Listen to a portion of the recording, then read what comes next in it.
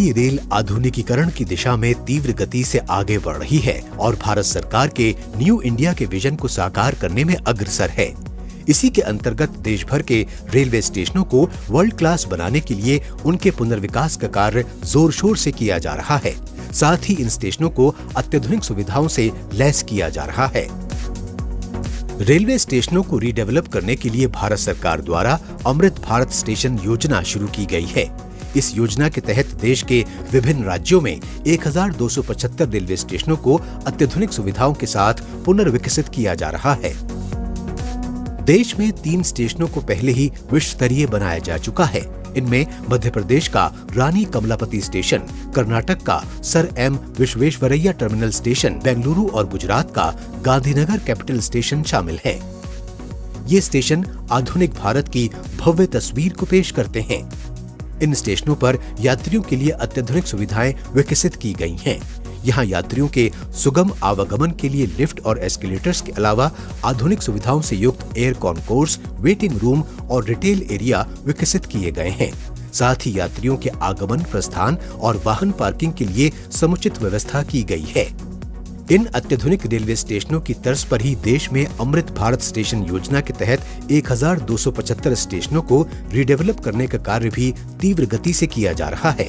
इनमें से 508 स्टेशनों के पुनर्विकास का कार्य प्रगति पर है, जबकि 767 स्टेशनों को पुनर्विकसित करने के लिए मास्टर प्लानिंग और टेंडर की प्रक्रिया चल रही है।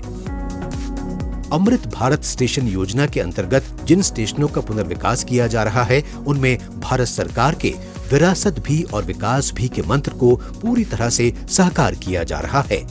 यानी पुनर्विकास कार्य के दौरान इन स्टेशनों को अत्याधुनिक सुविधाओं से तो लैस किया ही जा रहा है, साथ ही इनके पारंपरिक हेरिटेज स्वरूप और सांस्कृतिक पहचान को भी बरकरार रखा जा रहा है। साथ ही स्टेशनों की बिल्डिंग का आर्किटेक्चर आकर्षक और भव्य बनाया जा रहा है।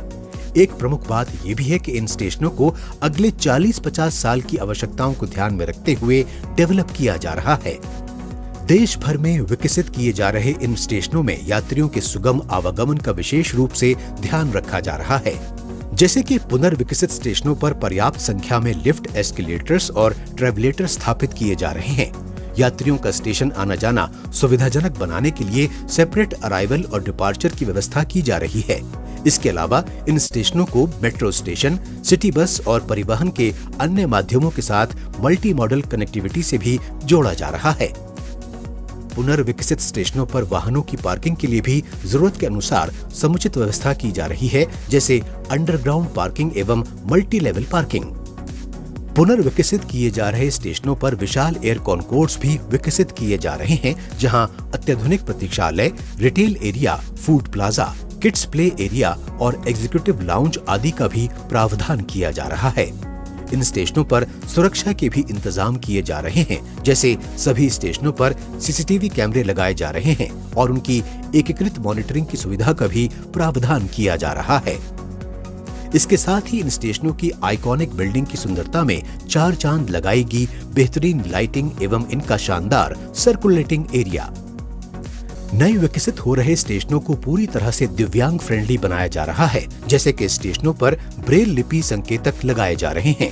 साथ ही दिव्यांग अनुकूल रैंप, बुकिंग काउंटर एवं टॉयलेट आदि भी बनाए जा रहे हैं।